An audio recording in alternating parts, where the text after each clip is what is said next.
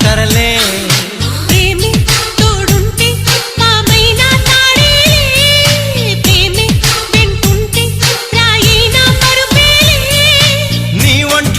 చెమటైనా నా పాలిట పన్నీరే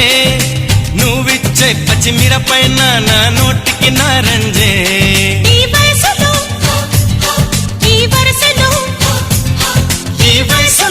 ఈ వరసలో నిప్పైన నీవేలే